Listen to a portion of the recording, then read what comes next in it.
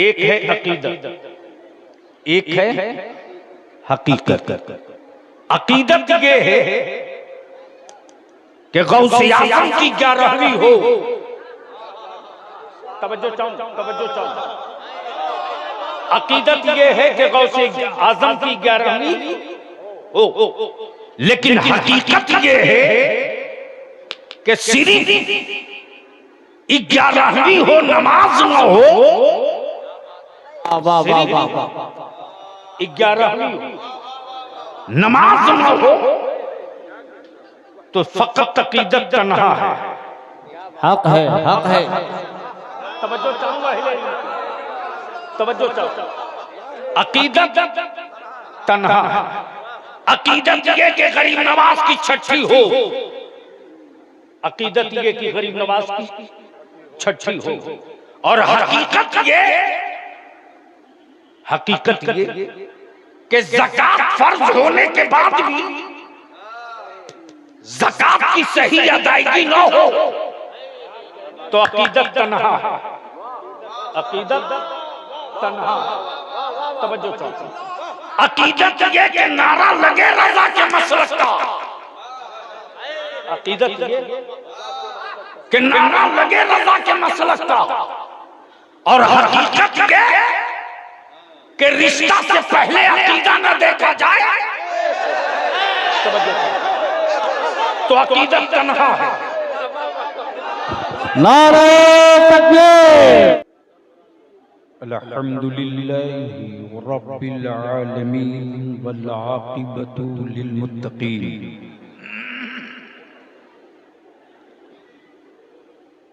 वस्सलातु वस्सलामु अला सय्यिदिल मुरसलीन व अला आलिहि व सहबिहि अजमईन, अम्मा बाद। फ़अऊज़ु बिल्लाहि मिनश शैतानिर रजीम। बिस्मिल्लाहिर रहमानिर रहीम।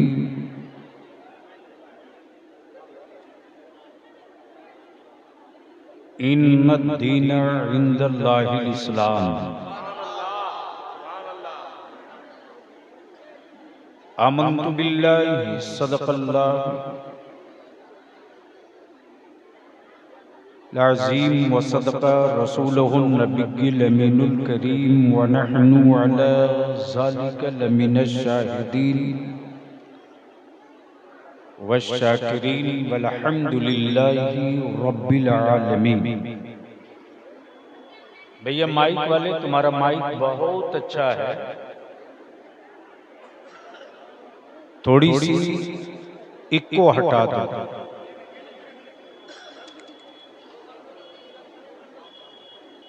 जो लोग बहुत देर से बैठे हैं उन लोगों को मौका दे दो जो बहुत देर से खड़े हैं।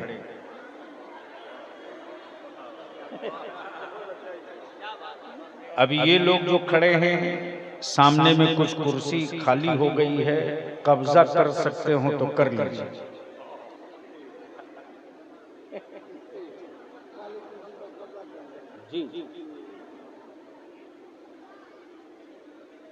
दुनिया में नहीं, पचही में कोई ऐसा आदमी है जो औरतों को चुप कराने की दवा बता दे?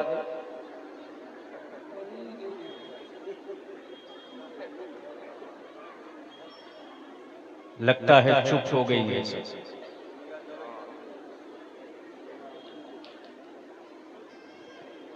सबसे पहले मैं पचही शरीफ के नौजवानों को थोड़ी और कम करो माइक, बात मेरी साफ साफ समझ में आ सके।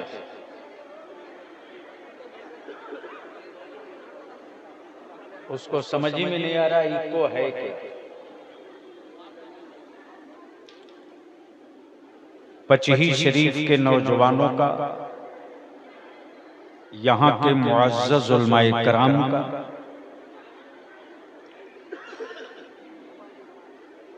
और हजरत मुफ्ती साहब अली रहमा के मोतक़ीदीन का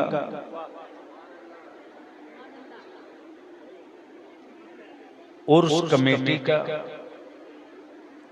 मदरसे के मुंतजमा का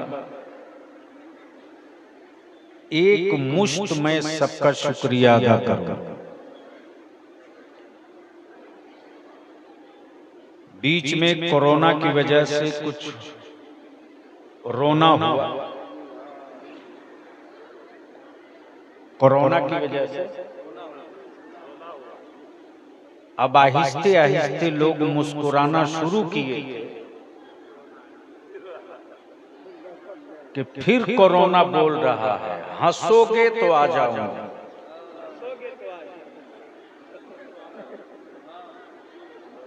हंसोगे तो, और वो आना भी नहीं चाह रहा है तो जबरदस्ती कुछ लोग बुलाने के लिए परेशान हैं।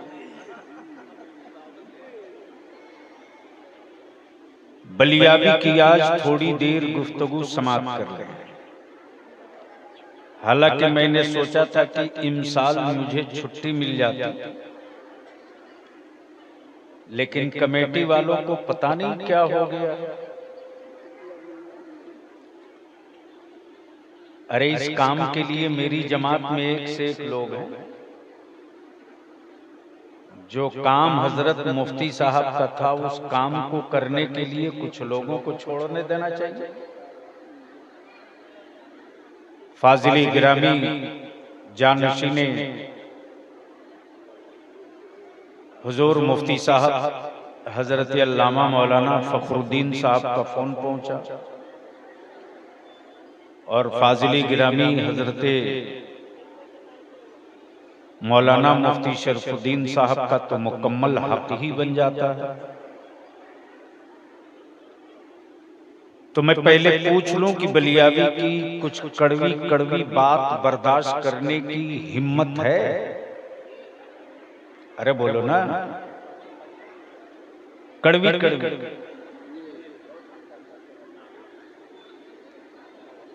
कितने लोग सुनना चाहते हो? जरा हाथ उठा लो, उठाए रखो। नहीं उठाए रखो ना, इतनी जल्दी थक गए? अभी तो लड़ाई शुरू भी नहीं हुई। जो सुनने वाले हो वो हाथ उठा लो। सुभान अल्लाह, सुभान अल्लाह, उठाए रखो। और जरा स्टेज की तरफ देख कर एक बार इन्ना लिल्ला पढ़ लो। उठाए हैं? कहां तैयार है? तैयार हैं तो जरा एक बार नारा लगाओ बीच से कोई।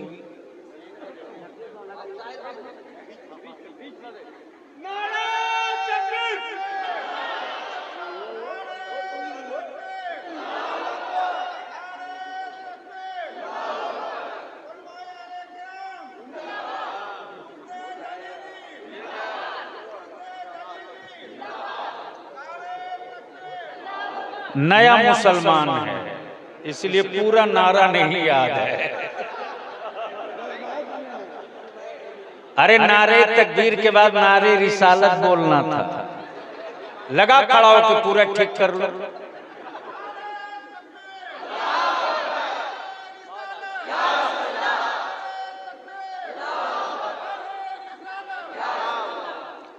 अब मेरे साथ एक मर्तबा सारा मजमा हाथ उठा के बोल देगा, ऊपर से लेकर नीचे तक। लब्बैक या रसूल अल्लाह, लब्बैक या रसूल अल्लाह, लब्बैक या रसूल अल्लाह। हाथ नीचे मत रख, किसी का भी हाथ नीचे नहीं रहना चाहिए। तुम देख मत देख, मदीना वाला तुझे देख रहा। ऊपर से लेकर नीचे तक। लब्बैक या रसूल अल्लाह, अल्लाहुम्मा लब्बैक या रसूल अल्लाह। अब ज़हन हाजिर कीजिए, थोड़ी देर गुफ्तगू समाप्त कीजिए। हजरत अल्लामा मुफ्ती सलीम अख्तर साहब बिलाली, आप नीचे चले गए। चले कोई बात नहीं, पैर में तकलीफ की बात आपने कही, ऊपर आ जाइए। और अब बलियाबी की गुफ्तगू 18 से लेकर 28 साल के जवानों कान खोल के सुन भी लेना, दिल की डायरी में लिख भी लेना, इसलिए कि मैं तकरीर आज करने नहीं बैठा हूं,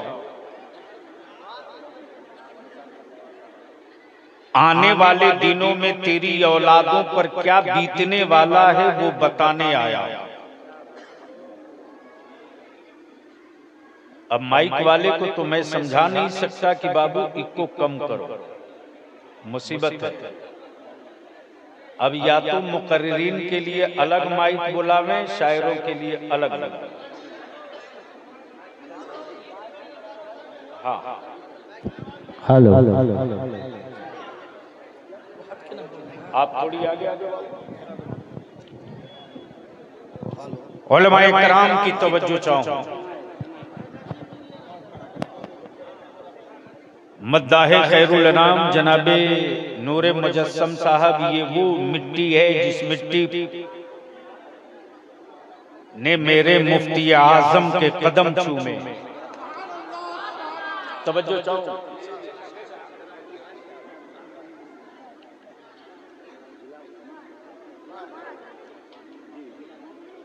ये वो जगह है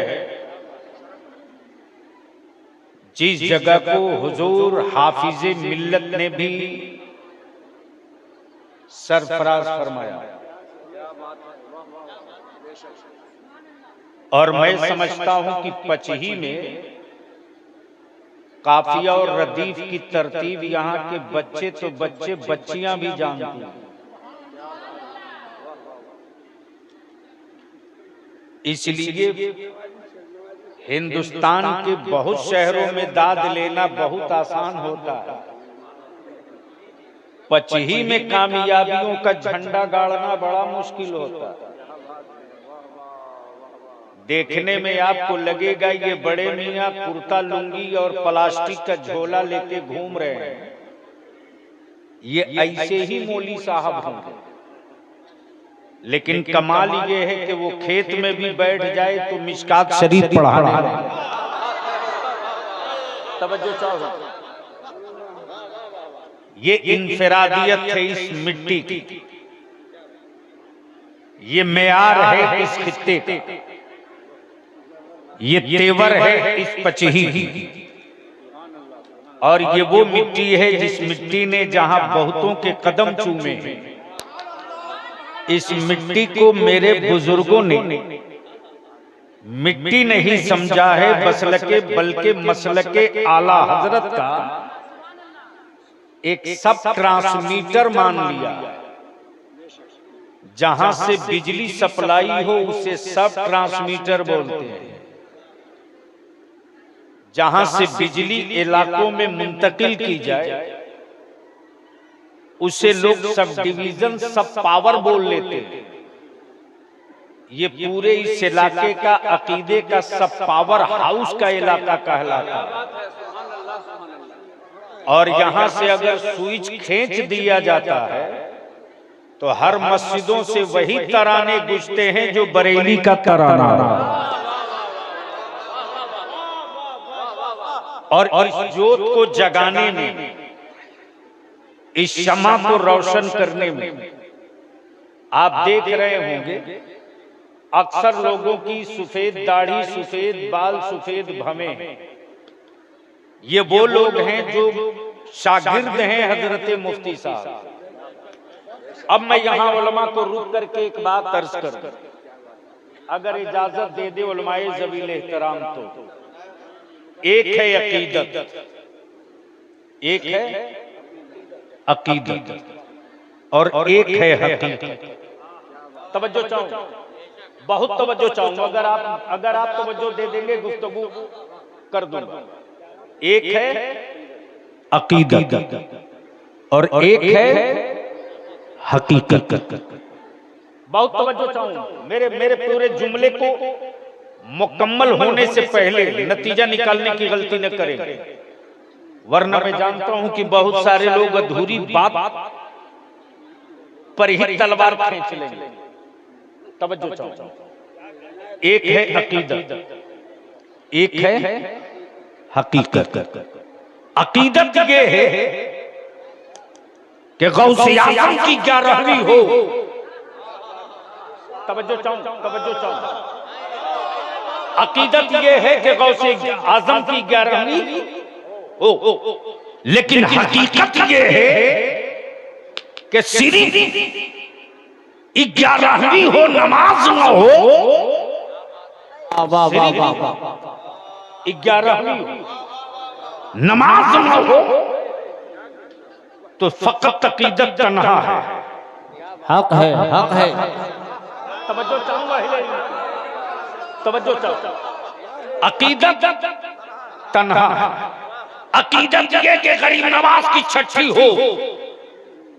अकीदत ये कि गरीब नवाज की छठी हो। और हकीकत ये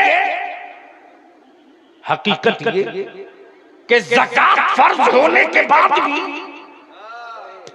ज़कात की सही अदायगी न हो तो अकीदत तन्हा है। अकीदत तन्हा। तवज्जो चाहूं। अकीदत ये कि नारा लगे रज़ा के मसलक का। अकीदत ये कि नारा लगे रज़ा के मसलक का। और हकीकत ये कि रिश्ता से पहले अकीदा न देखा जाए तो अकीदत तन्हा है। नारे तकबीर, नारे रिसालत, मसलके आला हजरत। वाह वाह वाह।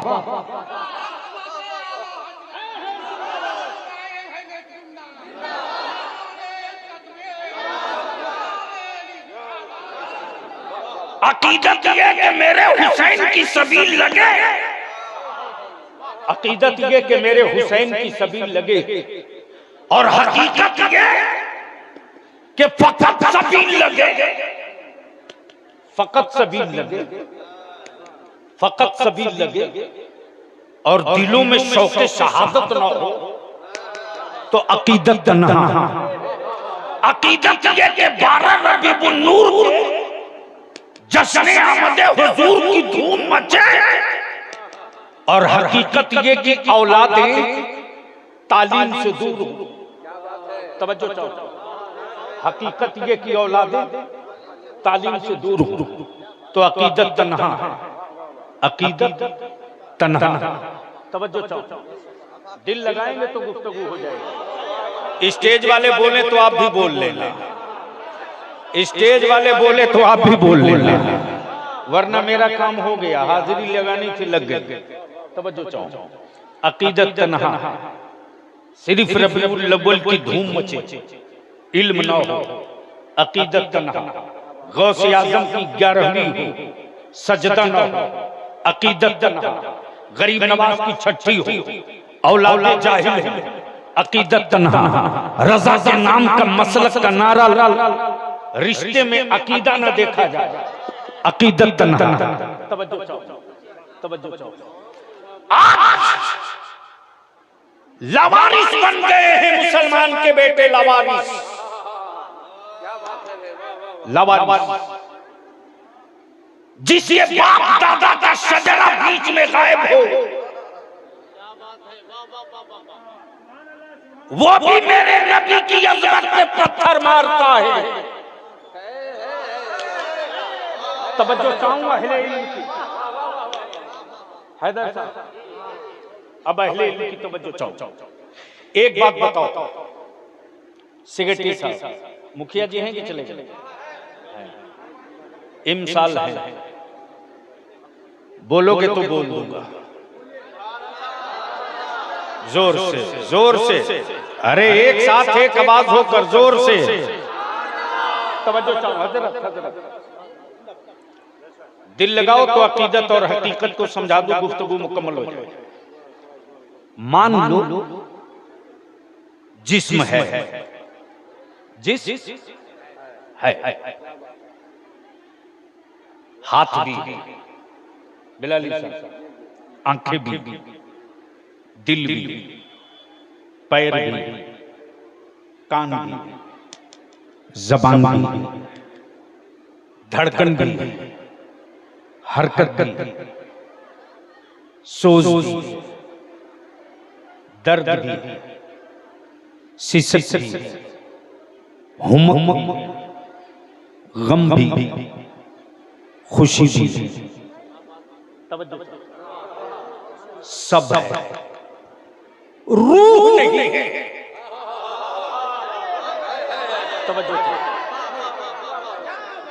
मौलाना रुस्तम साहब, सब है, रूह नहीं।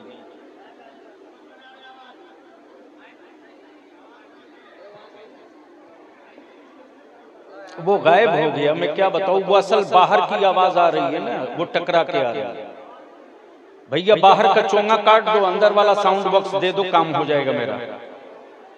यही वजह है नूरे मुजस्सम की लोग उठ नहीं पा रहे। कई इंजीनियर लग जाते हैं तो ब्रिज जल्दी गिर जाता है, कई दिमाग लग गया है माइक लगाने में, इसलिए अंजाम ये हो। मोहब्बत से बोल, जोर से, जोर से।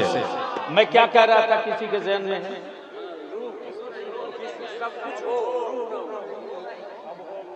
सब हो, रूह न हो, आंखें हो, रूह न हो, कान हो, रूह न हो, दिल हो, रूह न हो, हाथ हो, रूह न हो, पैर हो, रूह न हो। तो क्या जिस्म का ये कोई पार्ट काम करेगा? आंखें देखेंगी, जबान बोलेगी, हाथ उठेगा, पैर चलेगा, कान सुनेंगे? नहीं। अमा समझ लो, यही तो है मसले के आला। नमाज हो, रोजा हो, हज हो, काबा हो, सजदे हो, तहज्जुद हो और मुस्तफा हो।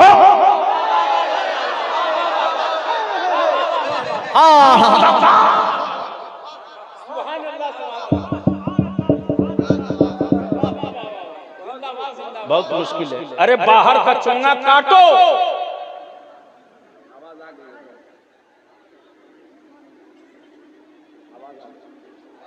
मुश्किल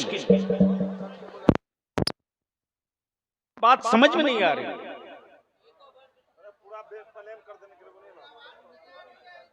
सुन लीजिए, वरना जो गुफ्तगू मैं कर रहा हूं ना, गांव का अंगूठा छाप मातम करने लगेगा। आवाज ही नहीं मिल रही है। अब आवाज आ रही है चारों तरफ, पीछे आवाज जा रही है। तो जब पीछे जा रही है तो पीछे से लेकर आगे तक सब लोग एक बार बोल दो, या रसूल अल्लाह, और जोर से, मोहब्बत में सब हो। नमाज भी, रोजा भी, हज भी, तिलावत भी, तवाफ़े काबा भी, तहज्जुद भी, और नबी न हूं। तवज्जो चाहो, जिस तरह जिस्म के हर हिस्से के लिए रूह का होना जरूरी है, उसी तरह इबादतों के कबूल होने के लिए मुस्तफा का होना जरूरी है, नबी का होना जरूरी है। तब मेरे रजा ने फरमाया, बखुदा खुदा का यही है दर। क्या कहा? बखुदा खुदा का, तवज्जो चाहूं, क्या कहा? बखुदा खुदा का यही है दर। वो दर नहीं, वो नहीं कहा, दूर की बात नहीं की, करीब की। बखुदा। वारे मेरे आला हजरत, क्या कस्मिया तेवर इस्तेमाल किया। तवज्जो चाहूं, कस्मिया लहजा है, कसम वाला लहजा है। बखुदा खुदा का यही है दर। मैं तो कहता हूं आला हजरत की शायरी को सख्त कहने वालों, उस्लूब को समझ लो तो अशार के तर्जमे समझ में आ जाते, अशार के तर्जमे समझ में आ जाते उस्लूब से। क्या कहा? बखुदा, है कसम का तेवर है सलीम साहब, बखुदा। लोग नहीं कहते हैं ऐसा आपने किया, बखुदा मैंने ऐसा नहीं किया, बखुदा मैंने ऐसा नहीं किया। मौलाना रुस्तम साहब आपने फला से यह बात कही, बखुदा मैंने नहीं कहा। यानी ये यकीन दिलाने के लिए बखुदा, क्या बात है, मेरे आला हजरत ने यकीन दिलाने के लिए क्या कहा? बखुदा, खुदा का यही है दर। तवज्जो चाहूं, तवज्जो चाहूं, तवज्जो चाहूं, तवज्जो चाहूं। अभी यहां एक सवाल लोग निकाल सकते हैं, मेरा खुदा वो है जो दर से पाक है। सवाल निकाल सकते हैं। बलियावी अगर इसका जवाब देने लगे तो 2.5 घंटा लगेंगे। हर नुक्ते को भर के माथे पर रगड़ के तिलक लगा दूंगा। तवज्जो चाहो। अब वो तिलक तिलके कुफ्र नहीं होगा, वो तिलक होगी जो तिलके इस्तकामत भी कह सकते हैं और तिलके हक्कानियत भी कह सकते हैं, निशाने अकीदा भी कह सकते हैं। तवज्जो चाहो। बखुदा खुदा का यही है दर। आए हाय हाय।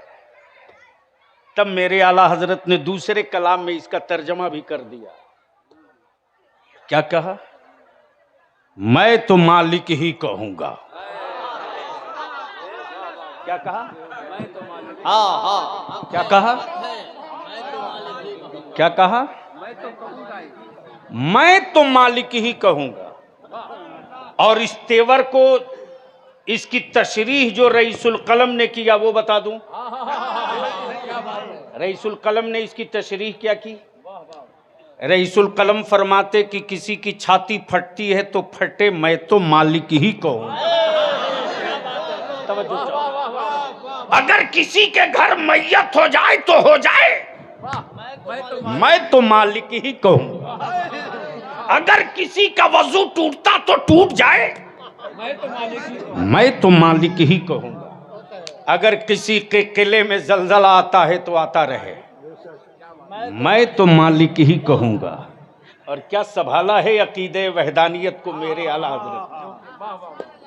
मैं तो मालिक ही कहूंगा कि हो मालिक के हबीब, कि हो मालिक के हबीब, यानी महबूब व महिब में, यानी नहीं मेरा तेरा, नहीं मेरा तेरा। तब इसी को हदीस रसूल में वाज़ेह तौर से कहा गया, महबूब जो तेरा है वो मेरा है, और जो मेरा है वो तेरा है। बंदे मेरे, उम्मत तेरी, राज़िक मैं, खाएं वो, जिंदगी दी हुई मेरी, जिए वो, बंदा मेरा, उम्मत तेरी, मुजरिम मेरा, बख्शिश तेरी, मुजरिम मेरा, शफाअत तेरी। महबूब गुनाह उसके, सिफारिश तेरी। हबीब इसियां उसके, सिफारिश तेरी, इसियां उसके, सिफारिश तेरी। तब मेरे मुफ्ती आजम वजद की कैफियत में आकर कहते, मेरे अमाल का, क्या कहा? मेरे अमाल का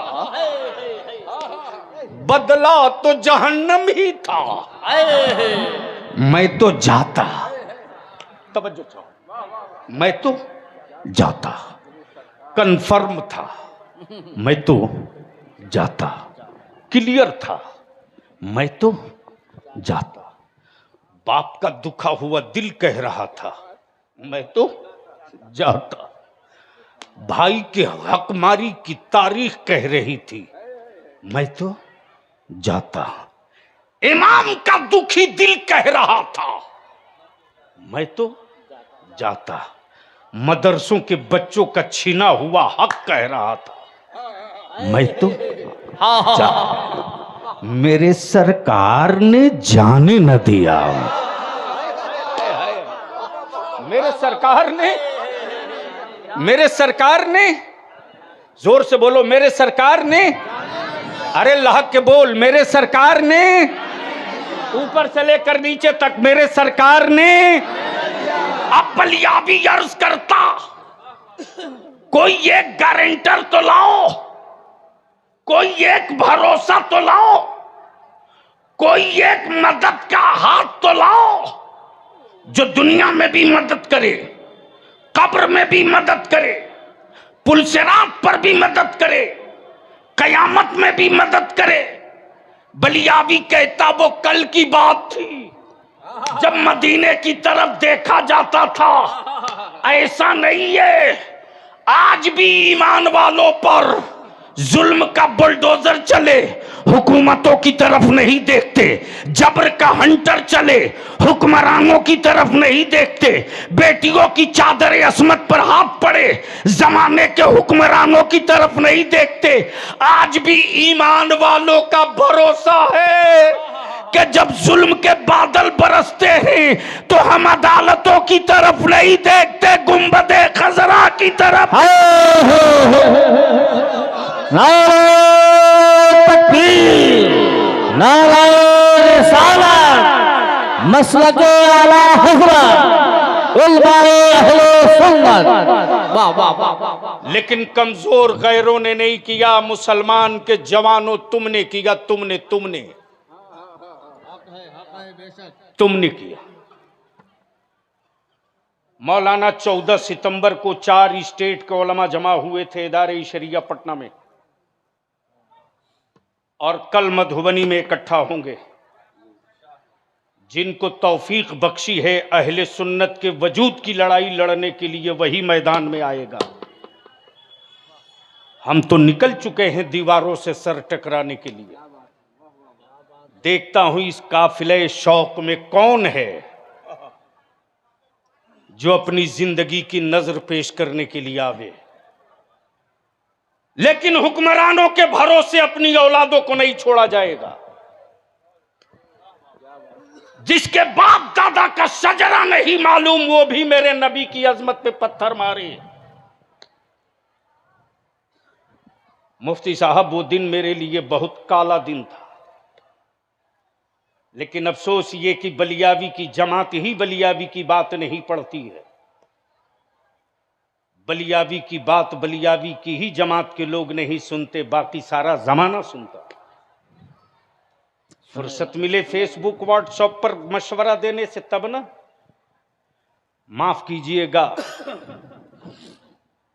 इस कड़वे सच को आलिमों को कबूल कर लेना चाहिए। कल मेरे पास इतने मदरसे नहीं थे, लेकिन अकीदा बहुत मजबूत था। कल मेरे पास इतने दारुल उलूम नहीं थे, कल मेरे पास इतनी अच्छी बिल्डिंगें नहीं थी, लेकिन इस्तकामत फिद दीन का पहाड़ बनकर मेरा आलिम खड़ा था। मैं पूछता हूं, बताओ पचही के लोगों, आज से 40 साल पहले पचही में क्या था?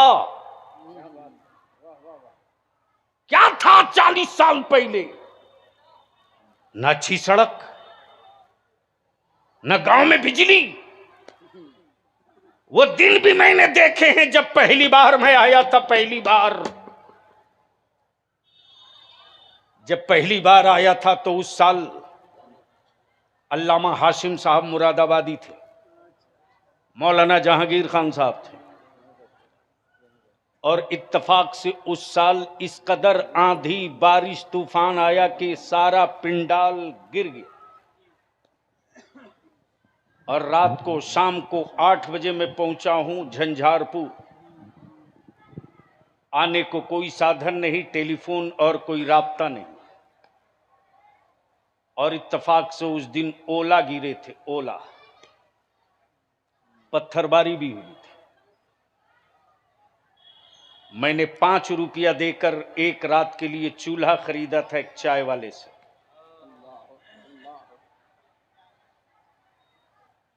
मौलाना, जब मैं सुबह सवेरे 407 से इसी रोड पर उतरा हूं, मौलाना बहुत मिलते हैं, मेरी जमात में अब बड़ा नहीं मिलता। मुफ्ती बहुत मिलता है, लेकिन लज्जत इफ्ता नहीं मिलता। सनद बहुत मिलती है, आलिमाना हिकमत नहीं मिलती। लिबास बहुत कीमती मिलता है, किरदार खूबसूरत नहीं मिलता। माफ करेंगे। मदरसे बहुत मिलते हैं, लेकिन कैरेक्टर नहीं मिलता। इमारत अच्छी बहुत मिलती है, तरबियत नहीं मिलती। ये कड़वा सच है, कबूल कर लेना चाहिए। मुफ्ती साहब फजर की नमाज के बाद जैसे ही बस रुकी है, दौड़े लुंगी पहने, लिपटा कर फरमाते, बाबू हो रात भर कहां थे? ये नहीं कहते कि रात क्यों नहीं गए, कहते रात भर कहां थे? मैंने कहा हजरत, झंझारपुर में रात को एक चाय की दुकान में था। फरमाते कि रात को बारिश में ओले बहुत गिरे हैं। कभी सर पर हाथ रखते, बदन पीठ पर टटोल के।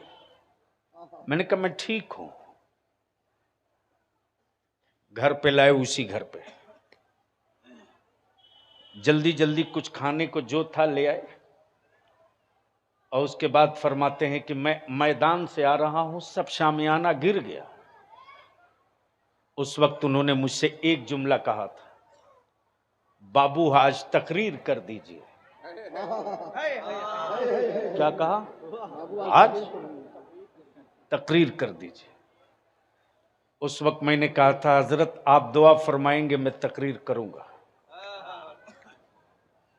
इस कड़वे सच को कबूल कर लेना चाहिए, वरना याद रखें मेरी जमात के जिम्मेदार लोग,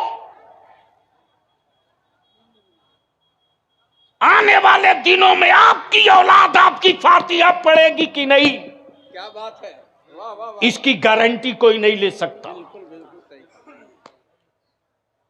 कल मदरसे कम थे, मकतब था, मकतब।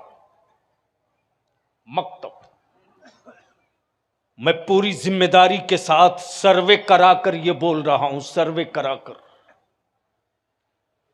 जिसने 40 साल पहले मकतब में 2 साल 1 साल पढ़ लिया है, मदरसे में नहीं, मकतब में, मस्जिद के मकतब में, मोहल्ले के मकतब में, उसे पढ़ाने वाला शेखुल हदीस नहीं था, इमाम था। पढ़ाने वाला मुफ्ती नहीं था, हाफिज कुरान था।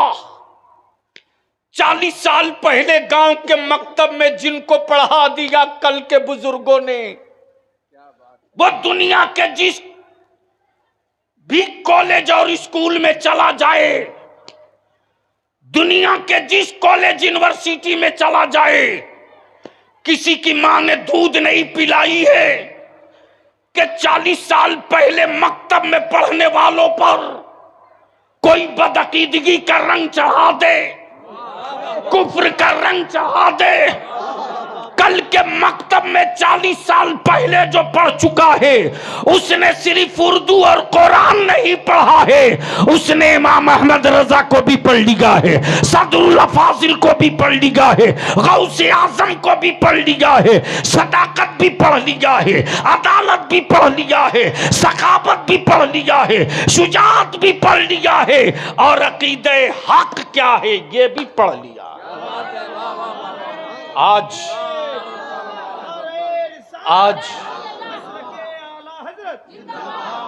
तब 14 सितंबर को मैंने एक मीटिंग बुलवाई थी, 4 स्टेट के 750 उलमा जमा हुए थे। मौलाना 2021 और 22 में 700 करोड़ रुपए की जमीन बिक चुकी मुसलमानों की। 700 करोड़ की जमीन बेचा है मुसलमानों ने। लगाते रहो नारा, चढ़ाते रहो चादर, बांटते रहो लंगर, मनाते रहो छठी, देते रहो नजराना, करते रहो। 30 साल के बाद तेरी औलादों में, तेरी कौम में 30% लोगों के पास 30% मुसलमान भूमिहीन हो जाएगा। लिख ले, 30 साल के अंदर अंदर। मौलाना रुस्तम साहब के दादा ने जितनी जमीन इकट्ठा की थी, क्या उतनी जमीन आज है? चचा में बट गए, चचा के बाद इनके भाइयों में बट गई, इनके भाइयों के बाद इनके पोतों में बटेगी। जो कल बिगहे का मालिक था आज वो डिसमिल में आ गया। और उन जमीनों को बेचकर तुमने बिरयानी हराम की खाया है शादियों में। फैशन बन गया है मौलाना।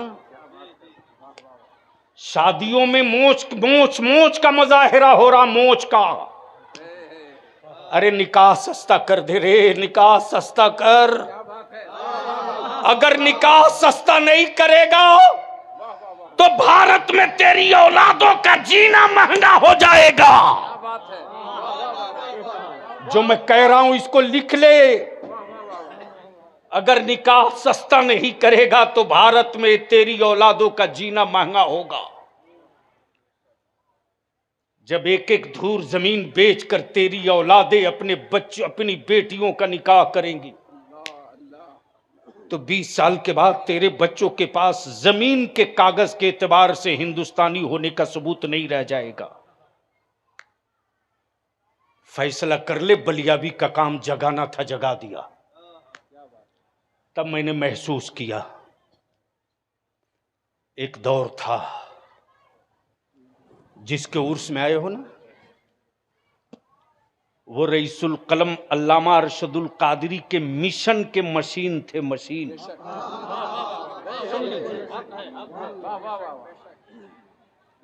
अहले सुन्नत की तहरीक के मशीन थे, मशीन। बिलाली साहब, शायद उस जलसे में आप भी थे। शकरी के आगे पंडौल हम लोग गए थे। बस से मैं चला था, वो भी लाल वाली बस जो उस जमाने में चलती थी, स्टेट ट्रांसपोर्ट, 97-98 का। और उसी बल्हा में जो ईदगाह है उसी में जलसा था। 4 बजे भोर में मैं उतरा हूं बस से। जलसा खत्म हो चुका था, लोग सलाम पढ़ के वापस आ रहे थे। उस जलसे की सदारत हजरत मुफ्ती साहब अली रामा कर रहे थे। जलसगाह से बाहर आते आते फरमाते हैं, लगता है मौलाना आ गए हैं। कोई दूसरा होता तो बोलता चलो यार, लेकिन मुफ्ती साहब फरमाते चलो ना, देखते हैं, लगता है मौलाना आ गए। आए। बात की चीजें बाद में बात होगी। फरमाते इदारे शरिया कैसा चल रहा? वो फला जो फैसला लिए थे हम लोग, वो अभी किस मरहले में है? 1.5 ईंट की मस्जिदें नहीं, 1.5 ईंट की कब्र बना रहे हैं वो लोग। बलियाबी कल भी बोला था, अब भी बोल रहा हूं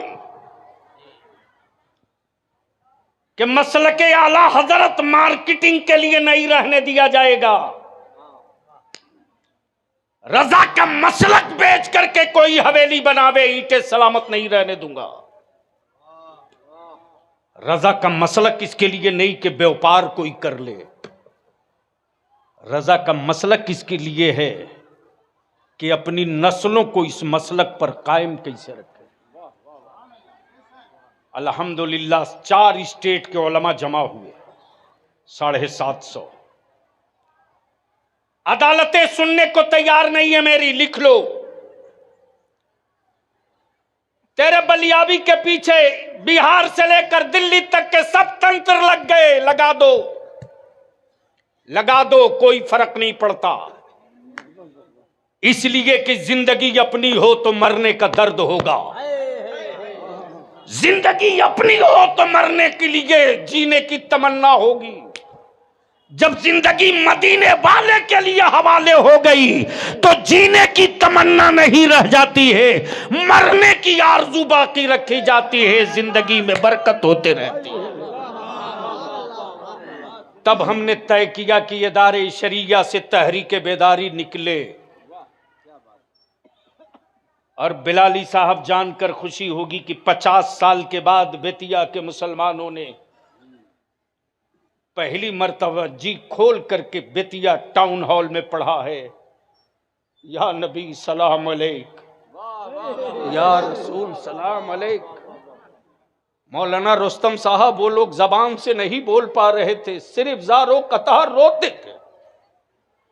सुबह सवेरे जब मैं निकला हूं 5 गाड़ी से, गांव नरकटियागंज, रामनगर, मलदहिया होते हुए जब मैं वापस लौटा हूं फिर बेतिया में, तो इस काफिले में शरीक अल्लामा सैफुल्लाह अलीमी, मौलाना नोमान अख्तर, कारी निसार साहब, दिलबर शाही, हबीबुल्लाह फैजी, मौलाना अलाउद्दीन, मौलाना आसिफ इकबाल, मौलाना मुफ्ती हसन रजा पोखरेरा, डॉक्टर अमजद रजा, मौलाना सैयद अहमद रजा। जब ये काफिला गुजर रहा था ना, तो अहले सुन्नत के लोगों की पेशानियां और उनकी मुस्कुराहट बता रही थी कि बरसों बाद उनके अंदर एक भरोसा जागा है। मैं पूछता हूं तुझसे, सत्ता तक पहुंचने का लोगों ने जरिया बना लिया मेरे नबी की तौहीन करना।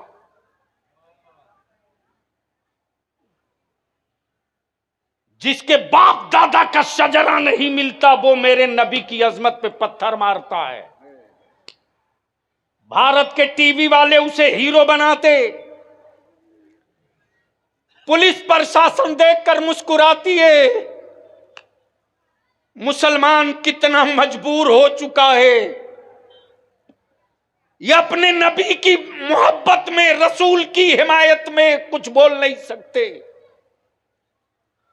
अगर बोलने की कोशिश किया रांची में हमारे बच्चों ने, तो बिलाली साहब 41-47 से सामने से मेरे बच्चों को भूना गया। तब बलियाबी ने झारखंड हुकूमत से कहा कि बलियाबी सड़क पर उतर जाएगा तो नहीं संभाल सकते हो, वरना अपने गुंडों को संभाल लो। उल्टे हमारे ही 650 बच्चों को मुजरिम बना दिया। और टीवी वाले बहस करा रहे हैं कि पत्थर लेके सड़क पे नहीं आना चाहिए। तब इदारे शरिया ने 14 सितंबर को अपने आलिमों से अहद लिया कि जिस तरह हजारों कानून बना है उसी तरह एक कानून भारत में बनाओ, और वो कानून नामूसे रिसालत का हो। वो कानून नामूसे रिसालत का, और ये कानून आसानी से नहीं बनेगा। हमने अपने घर वालों को तो कह दिया है कि मुझसे, मेरी तरफ से बेफिक्र हो जाओ, मेरी तरफ से बेफिक्र हो जाओ, और मेरी तरफ से अब उम्मीद बंद कर दो। जो करना था कर दिए, जो होना था हो चुका। नामूसे रिसालत के तहफ्फुज के लिए कानून बनाने की लड़ाई होगी। जो मेरे नबी के नामूस के लिए कानून लाएगा, भारत का सुन्नी मुसलमान उसे सत्ता में लाएगा। बोलो ये होगा कि नहीं होगा? ऐसे नहीं, ऐसे नहीं, गैरत मारी ये नहीं है तो बोल झूम। जो मेरे नबी के नामूस का कानून लाएगा उसको लाओगे कि नहीं लाओगे? जोर से। डर रहे हो। ये 4 बच्चों के बोलने से क्या होता है? जरूरत पड़ेगी तो जेल भी भरेंगे, जरूरत पड़ेगी तो आंदोलन भी करेंगे, और उसके लिए हमने लिस्ट भी बनाना शुरू किया है। हर जिले से मुझको बदरी तादाद चाहिए 313 आलिम, और जब हर जिले से 313 आलिम निकलेगा सर पे अमामा बांध कर नामूसे रिसालत के लिए, जब इमामे का कलर सफेद होगा और ऐलान होगा कि हम निकल चुके हैं वारी से अंबिया सड़कों पर, अपने नबी की अजमतो नामूस के लिए हम कुछ भी कर सकते हैं। तब तेरे बलियाबी ने कहा था एक्शन बंद करो, एक्शन बंद करो, वरना जिस शहर में तुम एक्शन करोगे उसी शहर में हम रिएक्शन देंगे। बोल दो जोर से, जोर से, जोर से। उसी शहर में रिएक्शन होगा। फिर मत एतराज करना मेरे नारों पर। तुम एक्शन बंद कर दो, हम रिएक्शन बंद कर देंगे। तुम एक्शन करोगे तो एक्शन का रिएक्शन होगा ही होगा।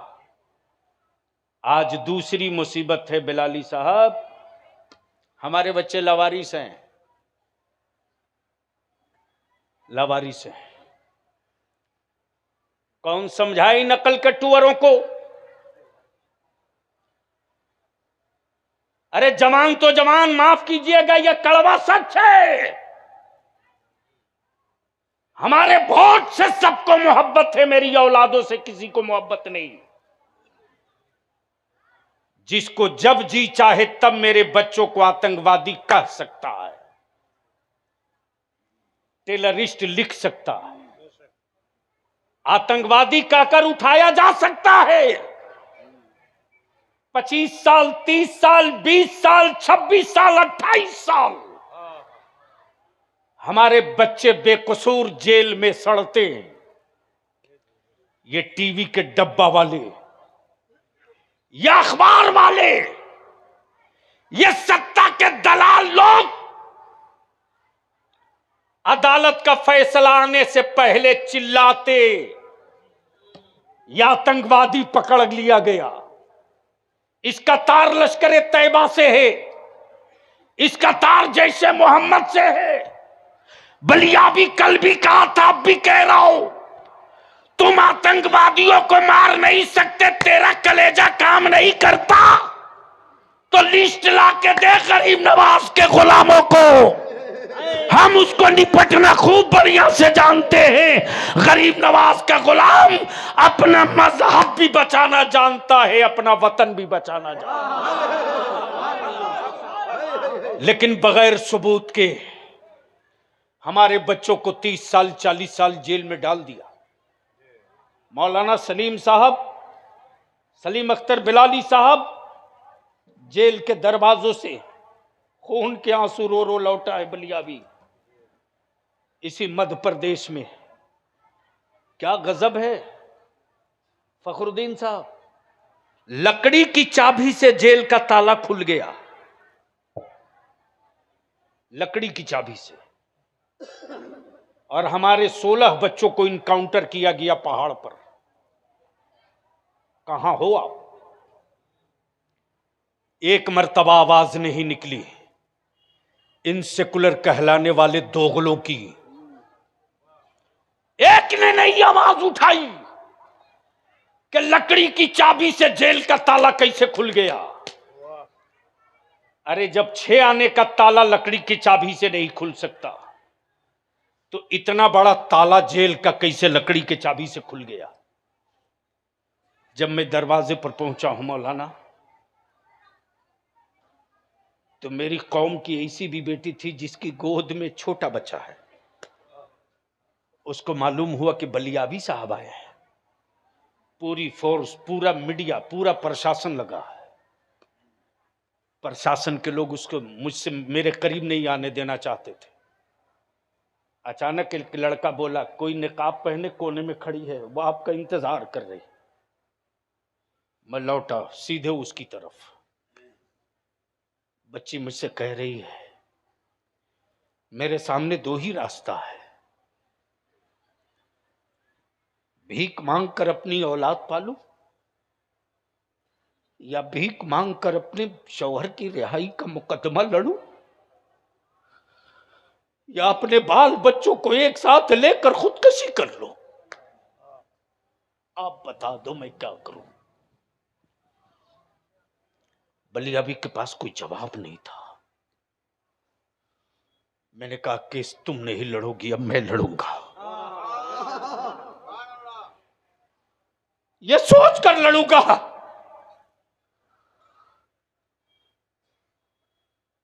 कि अंजाम जो हो लड़ूंगा। मौलाना 26 साल के बाद अदालत से वो हमारे बच्चे बाइज्जत बरी हुए जो इनकाउंटर से बच चुके थे। आज अगर मोटरसाइकिल का हॉर्न बजा दे मेरा बच्चा तो हिंदू मुसलमान, हिंदू मुसलमान। आज टोपी और दाढ़ी देखकर नफरत। माफ करना, सेकुलर कहलाने वाला एक दिन भी पार्लियामेंट में इस मुद्दे पर बहस नहीं किया। एक दिन भी बहस विधानसभा में नहीं हो सकी कि यह नफरत की आग कब तक लगेगी। लेकिन इस्लाम बदला लेने की बात नहीं करता, इस्लाम बदल देने की बात करता है। तवज्जो चाहो, इस्लाम बदला लेने की बात नहीं करता, बदल देने की बात करता है। वक्त आएगा, निजाम बदलेगा। तब इदारे शरिया ने तय किया कि एक कानून नामूसे रिसालत के लिए बने। मॉब लिंचिंग, भारत में नफरत, बगैर सबूत के आतंकवादी और दहशतगर्द। अब्दुल्ला का बेटा महेश के बेटा के साथ पढ़ता था, सुरेश के बेटा के साथ पढ़ता था, रमेश के बेटा के साथ पढ़ता था। जब वो स्कूल सुबह गया है तो महेश, सुरेश, रमेश कहता, तेरा बाप तो देशद्रोही है, तेरा बाप भारत का दुश्मन है, तू मेरे साथ नहीं बैठेगा। मजबूर होकर वो मेरा बच्चा स्कूल छोड़ देता। उसका बूढ़ा बाप अपना मकान बेच करके नहीं छोड़कर भाग जाता। तब बलियाबी ने तय किया, इदारे शरिया में 4 स्टेट के आलिमों ने तय किया कि इस जंग को भी अहले सुन्नत ही लड़ेगा। और जिस तरह से भारत में दलित भाइयों के तहफ्फुज के लिए दलित एक्ट है,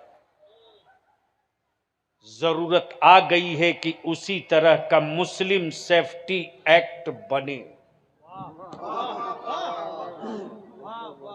बोलो, ये होना चाहिए कि नहीं होना चाहिए? धीरे बोल रहे हो, धीरे बोल रहे हो। आवाज जब तक सबकी नहीं आएगी मैं आगे नहीं बढ़ूंगा। पीछे से लेकर आगे तक बोलो, जोर से बोलो, होना चाहिए कि नहीं? अब आप चुप रहे, स्टेज वाले एक बार बोल दे। साथ देंगे आप लोग? पक्का साथ देंगे? उस वक्त कहिएगा कि मधुबनी चलना है, पटना चलना है, किराया कौन देगा? तब क्या होगा?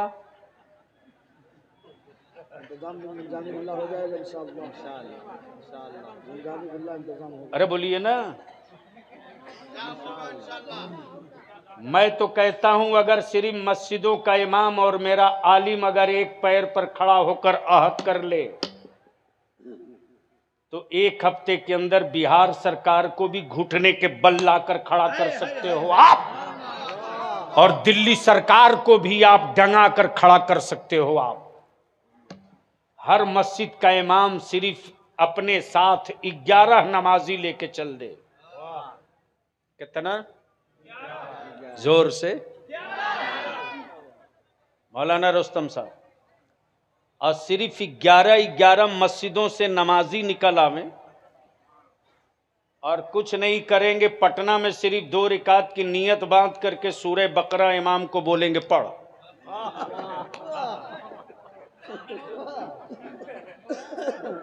मुसलमान, मालूम है तेरे सजदे में कितना पावर है?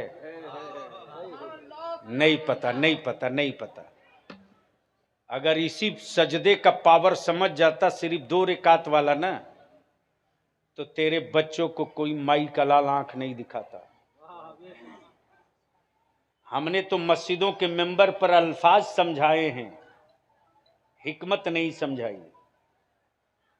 लच्छेदार धुआंधार हमने उर्दू मोहल्ला उड़ाया है, नफ्से मसला तक नहीं गए।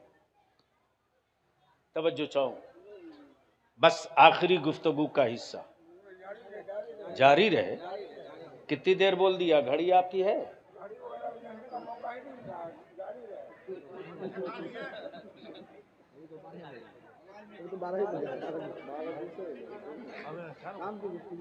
मोहब्बत से बोल दो, सुनोगे तो बोलना पड़ेगा जोर से। अब अहले स्टेज की तवज्जो चाहूं। हैदर साहब हैं कि नहीं? 5 तारीख को तहरीके बेदारी की मीटिंग है दरभंगा में, 4 तारीख को मीटिंग है मुजफ्फरपुर में, और कल 27 को मीटिंग है मधुबनी में, सहुआ में। चूंकि उर्से हुजूर हाफिज मिल्लत की वजह से होनी थी आज, उसको टाल के किया गया कल। जब तारीख का ऐलान हो जाए तो रात में नहीं दिन में, और ऐलान सुन लेना नौजवान और उलमाए कराम, तो दावत का इंतजार मत कीजिएगा कि दावत मिलेगी तब जाएंगे। ये प्रोग्राम आपका है, जो जहां है वहीं से तारीख का ऐलान करके लोगों को लेके चले। याद रखना, अगर मधुबनी में 50,000 सिर्फ टोपी एक साथ एक दिन 5 घंटे के लिए जमा हो जाए ना, उसी दिन से मधुबनी में जो फिरका परस्ती का बादल है वो इलाका मुंतखब दूसरा कर लेगा, और एहसास हो जाएगा कि अब तक हम मुसलमान से लड़ रहे थे, अब तक हम मुसलमान से लड़ रहे थे, अब पल्ला नबी वालों से पड़ गया है। जोर से, जोर से, जोर से। तो कल सहुआ मदरसे में है। मैं गुजारिश करूंगा कि जो हजरात इखलास के साथ कुर्बानी देने का जज्बा रखते हैं वो शरीक हों। ये गुफरान शाहीन कोई आलिम नहीं है, लेकिन छोटे भाई की तरह डांटता भी हूं, काम भी इसी से लेता। कुछ उलमाए कराम हैं जो हमेशा लगे रहते।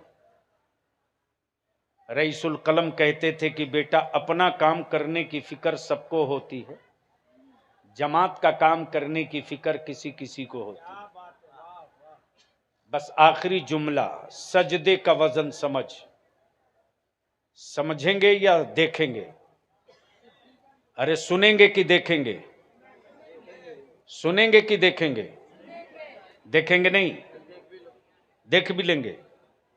वाह भाई मुखिया जी, आप ही तेज आदमी है सेक्रेटरी साहब, देखेंगे भी सुनेंगे भी।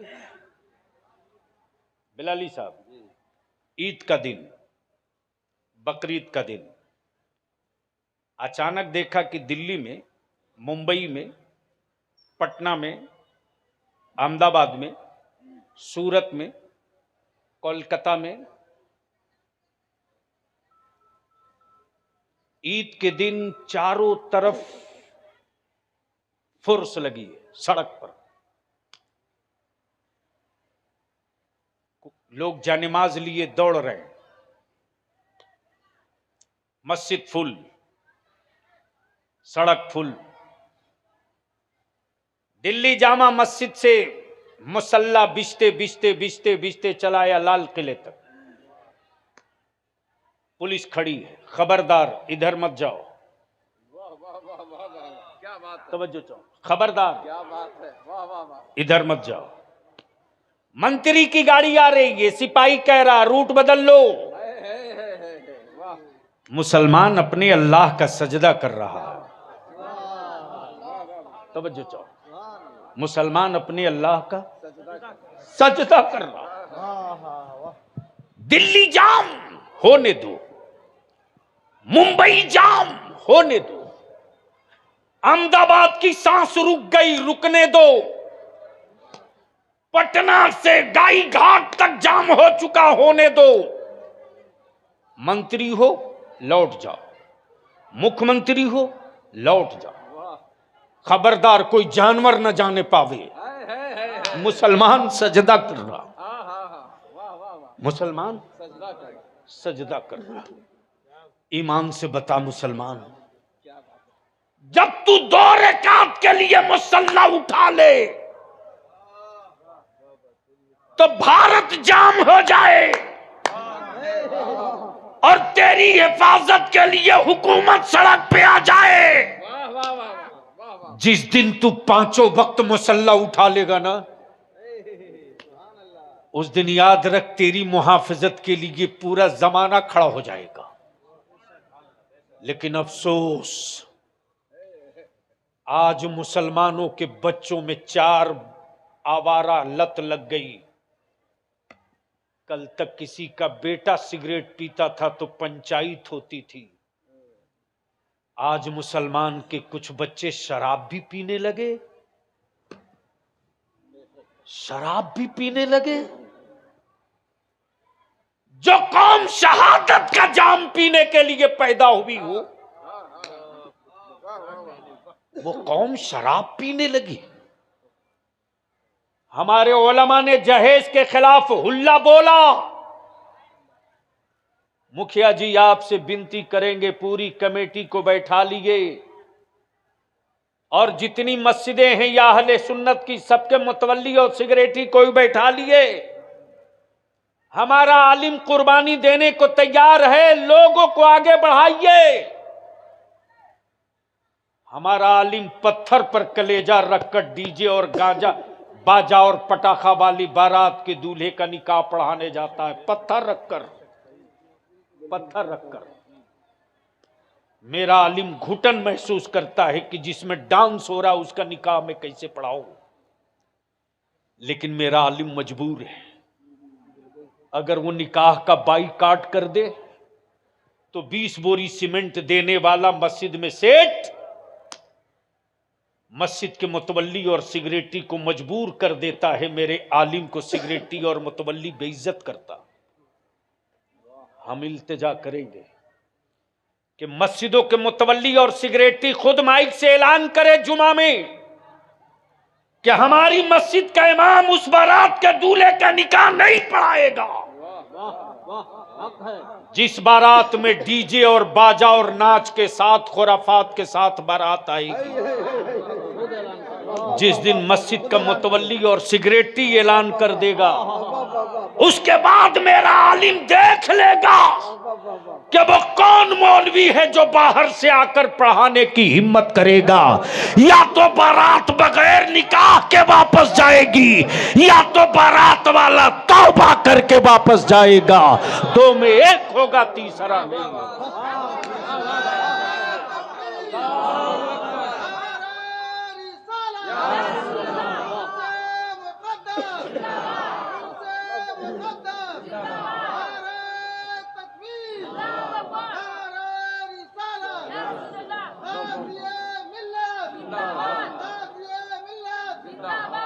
और इसी काम के लिए इदारे शरिया अपनी मस्जिदों के मदरसों की डायरेक्टरी बनाने का काम कर रहा।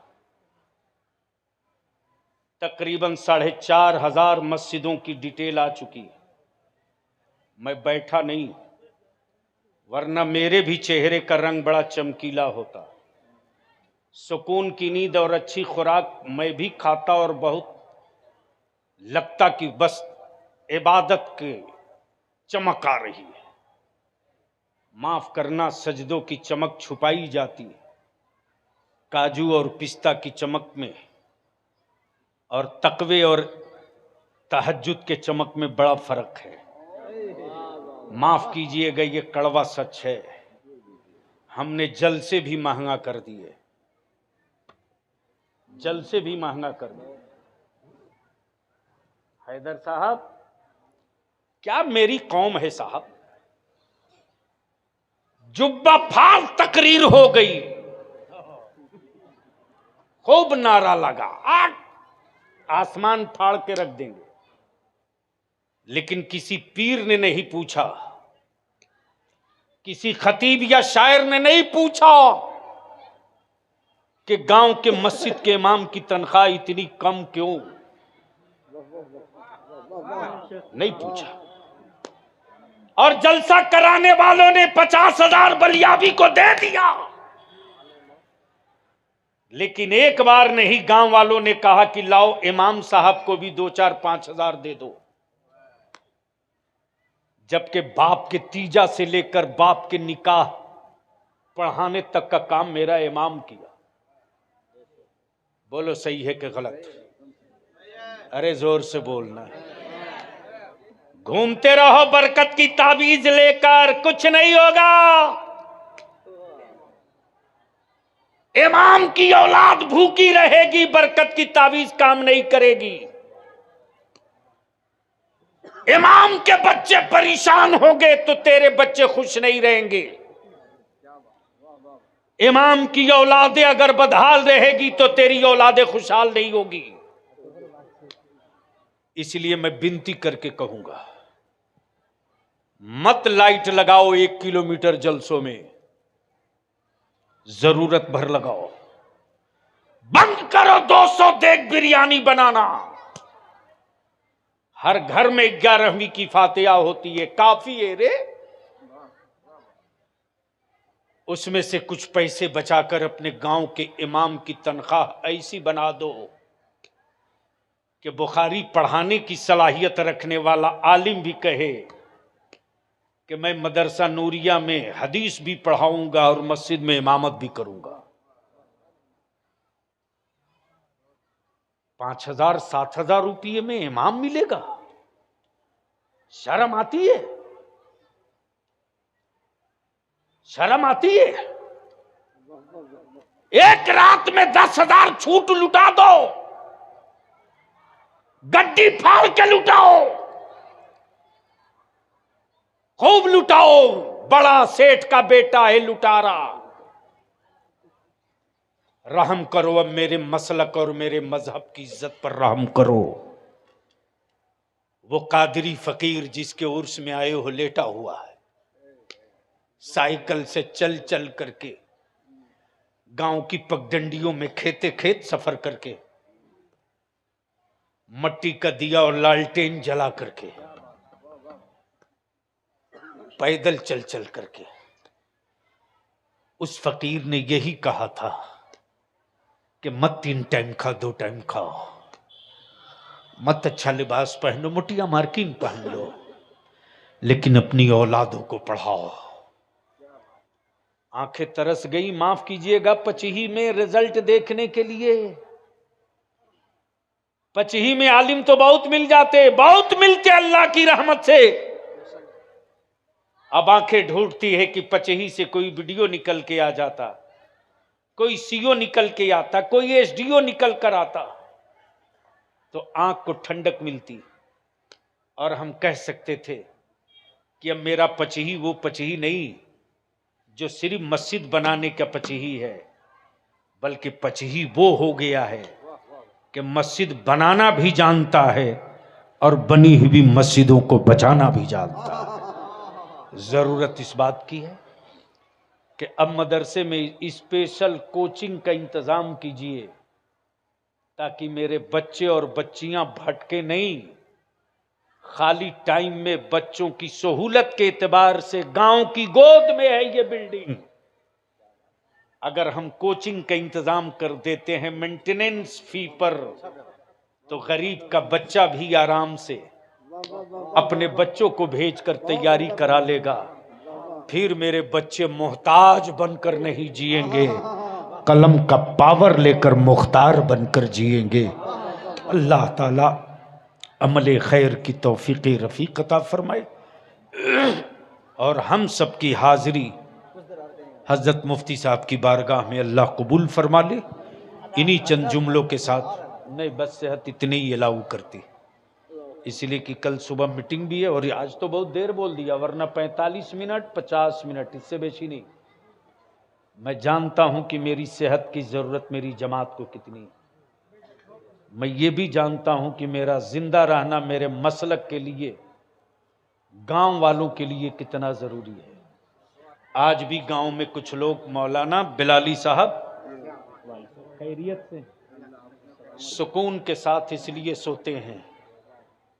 आज से 22 रोज पहले एक टेलीफोन आया एक बच्ची का, जानते हैं कहां से? वो फोन आ रहा है सिकटी से, जो नेपाल के बॉर्डर पर है। बच्ची कहती है मैं बलियावी साहब से बात कर रही हूं। मैंने कहा जी आप? तो मैं सिकटी के एक गांव से बोल रही हूं हजरत, मैं नीट का एग्जाम दे रही हूं, दुआ फरमा दीजिए। मैंने कहा बेटे अब्बू क्या करते? बोले अब्बा मजदूरी करते हैं। अब्बा मजदूरी करते हैं। मैंने पूछा बेटा तैयारी कहां से की? उस बच्ची ने मुझको रुला दिया। बोली आपने कहा था ना आज से 4 साल पहले सिक्टी में कि पढ़ने वाला मेहनत करे तो हर दीवार गिर सकती है। हमने हिम्मत की और मुझे भरोसा है कि मेरा अल्लाह मेरे हक में फैसला फरमाएगा, ये भरोसा है। इसलिए अपनी गरीबी पर कभी मायूस मत होना और गरीबी देखकर कभी भी बाप की तरफ ताना मत देना। गरीब वो नहीं जिसके पास दौलत ना हो, धरती पर सबसे बड़ा गरीब वो है जिसके सीने में इश्क़ रसूल ना हो। नबी के बगैर गरीब है, जिसके पास रसूल हैं उससे बड़ा मालदार कोई नहीं। तब अल्लामा इकबाल ने कहा था जो सर पे रखने को मिल जाए नाले पाके हुजूर, तो फिर कहेंगे हा हा ताजदार हम भी हैं। अल्लाह ताला हम सबों को खलीफे हुजूर मुफ्ती आजम के नक्शे कदम पर चलने की तौफीक अता फरमाए। यार जिंदा सोहबत बाकी। खुदा हाफिज। सलाम अलैकुम।